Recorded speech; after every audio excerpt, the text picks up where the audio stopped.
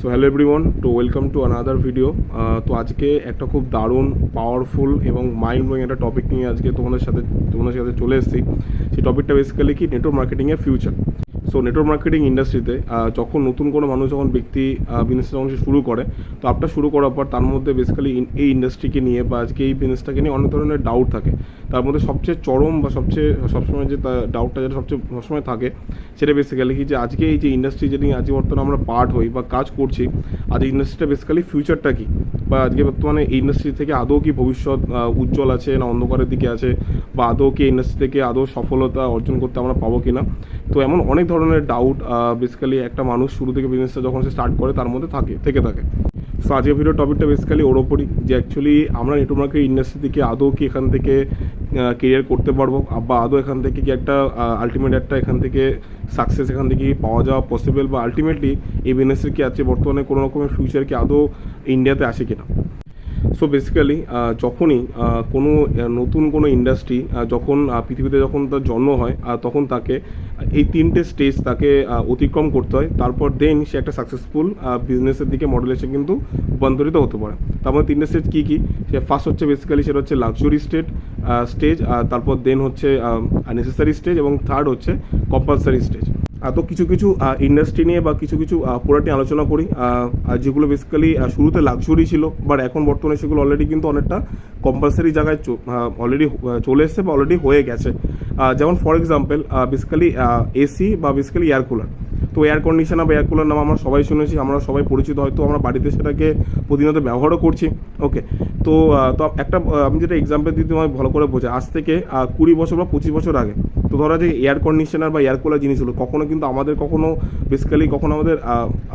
ভাবনা চিন্তাতে আসেনি, বা কখনো আমরা ভাবেও নি যে কখনো আমাদের এসি বা এয়ার কুলার জিনিস আমরা কখনো ইউজ করতাম, বা বেসিক্যালি এটা মানে আদৌ ইউজ করার দরকার আছে কিনা, তাই না? ঠিক আছে, বা আস্তে যখন সময় আসতে যখন বাড়ছে, যখন আস্তে যখন ওয়েদার চেঞ্জ হচ্ছে, আস্তে যখন গরম বাড়ছে, এবং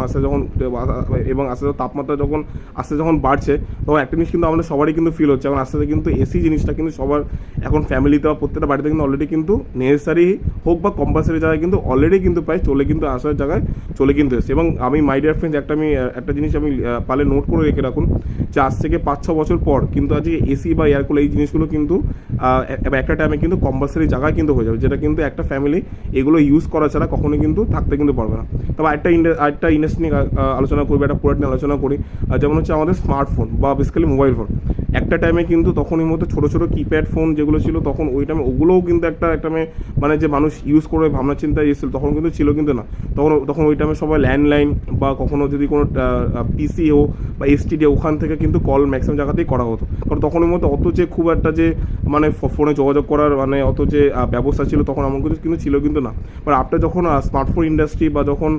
মোবাইল ফোন ইন্ডাস্ট্রি যখন বেসিক্যালি যখন পৃথিবী যখন পা রাখে, বা যখন প্রতিটা জায়গায় যখন ছড়িয়ে পড়ে, তখন কিন্তু প্রত্যেকটা মানুষ ফিল করেছে যে আমাদের সবার কিন্তু একটা করে একটা ফোন কিন্তু অবশ্যই কিন্তু দরকার। একটা কিপ্যাড ফোন হোক বা একটা স্মার্টফোন হোক, যদি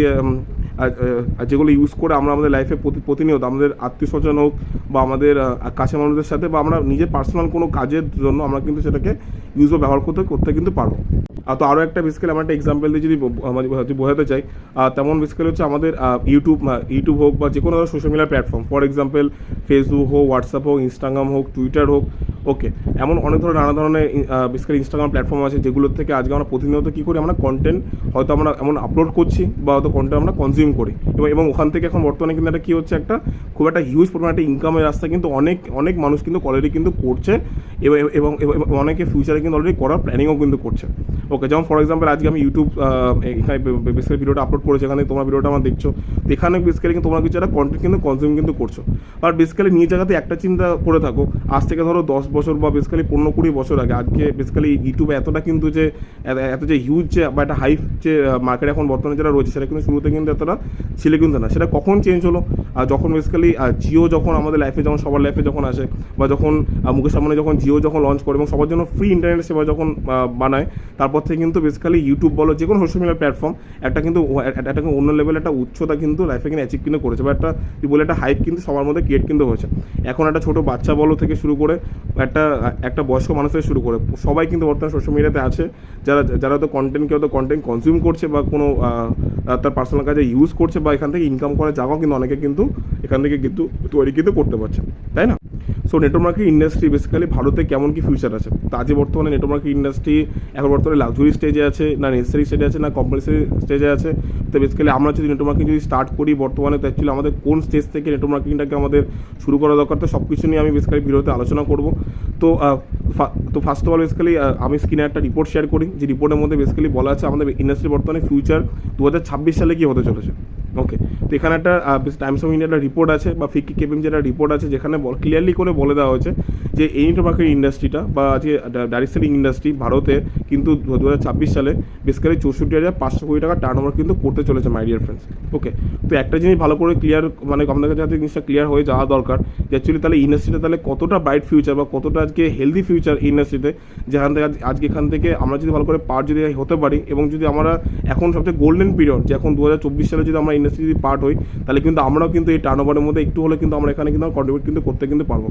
সো এটা ছিল নেটওয়ার্ক মার্কেটিংয়ের বিজনেসের ফিউচার। আলটিমেটলি বিজনেসটা অ্যাকচুয়ালি নেক্সট 2 বছর বা 3 ইয়ার্সের, নেক্সট 2 to 3 ইয়ার্সের কী লেভেলে যেতে চলেছে সেটা একটা ছোট্ট একটা ধারণা আমি এখানে ভিডিওতে তুলে ধরার চেষ্টা করলাম। তো সবাইকে যেটা আমি বলবো যে অবশ্যই যদি ভিডিওটা ভালো লাগে তো অবশ্যই সবাইকে বলবো যেটা আমার চ্যানেলটাকে সাবস্ক্রাইব করতে, লাইক করতে, এবং অবশ্যই পারলে চ্যানেল মানে সাবস্ক্রাইব পাশে যে বেল বটনটা থাকে পারলে সেটাকে প্রেস করে রাখো, যাতে নতুন যখনই কোনো ভিডিও আমি আপলোড করবো তো পেসে সবাইকে তুমি যাতে ভিডিওটা দেখতে পারো। তো আর এছাড়া বেসিক্যালি কমেন্ট